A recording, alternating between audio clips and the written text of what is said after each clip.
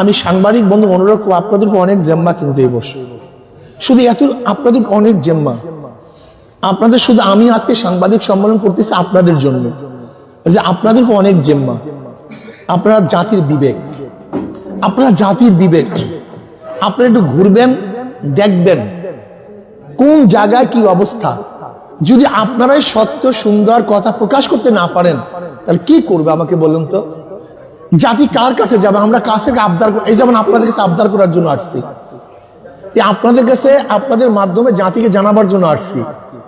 এখন আপনাদের মাধ্যম যদি নষ্ট হয়ে যায়, তাই জাতি অন্ধকার আচ্ছন্নের মধ্যে নিমজ্জিত হয়ে যাবে, সেখান থেকে জাতি বের হতে পারবে না।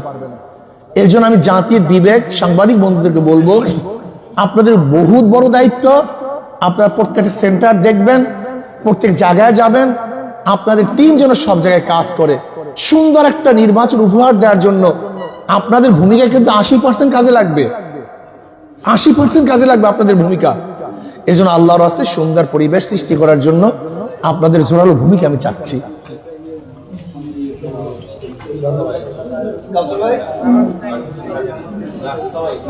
আল্লাহ আমাদের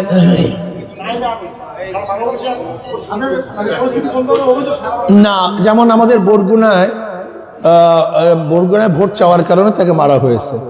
পটুয়াখালীতে একজনকে থেতলিয়ে দেওয়া হয়েছে, পাও ভেঙে দেওয়া হয়েছে।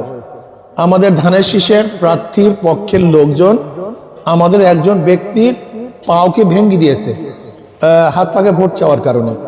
এরকম বিভিন্ন জায়গায় ঘটনা ঘটছে এবং হুমকি তুমকি দেওয়া হচ্ছে। যেমন আমাদের টুঙ্গিবাড়িয়ায় আমাদের একজনকে হুমকি দিছে আগামীকাল যেন না যায়। এর জন্য আমি সরোয়ার ভাইকে বলবো, খাস করে আমি সরোয়ার ভাইকে বলবো এবং আবুল ভাইকে বলবো, বা বিভিন্ন জায়গার যার প্রতিদ্বন্দ্বিতা করতেছেন, আল্লাহর রাস্তায় আমরা একই জায়গায় বসবাস করব, একই জায়গায় থাকবো, যেন আমরা কোনো অবস্থাতে কাউকে হুমকি ধমকি মারামারি কাটাকাটি আশ্রয় না গ্রহণ করি। পাবলিক যাকে ভোট দিবে সেই নির্বাচিত হবে, এরকম সুন্দর সুন্দর পরিবেশ আমরা চাই। কারণ এর জন্য আমার সরোয়ার ভাইকে বলবো, আবুল ভাই সহ যারাই নির্বাচনে অংশগ্রহণ করছেন, আমি সমস্ত ভাইদেরকে বলবো, আসুন।